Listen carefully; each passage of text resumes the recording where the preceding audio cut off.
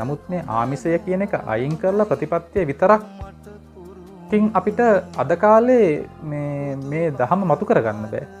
ඉතින් මේ යන විදිහට මේ යන ක්‍රමය අනුව ආමිසය ටිකෙන් ටික අයින් වෙන්න ගියොත් අපි පන්සලට යන එක නැත්නම් බෝධීන් වහන්සේ වන්දනාමාන කරන එක, චෛත්‍ය වන්දනාමාන කරන එක, එහෙම නැත්නම් මල් පූජා කරන එක, එහෙම නැත්නම් අපි බුද්ධ පූජාවක් කියන එක, ඒ වගේ දේවල් අපෙන් ටිකෙන් ටික අයින් වුණොත් අපිට ඒ හුරුව අපිට ඒ ආభాෂය අපේ පැරණන්ගෙන්, අපේ අම්මලා තාත්තලාගෙන්, අපේ පැරණන්ගෙන් තියෙනවා. නමුත් අද උපදින දරුවට ආදරණීය තරුණ දෙමාපියන්ට මම මේ කියන්නේ, ඒ දරුවන්ගෙන් ওই ටික ගිලිහිලා ගියොත් ආමිසයෙන් තොරව ප්‍රතිපත්තිය කොහෙන්ද හොයාගන්නේ?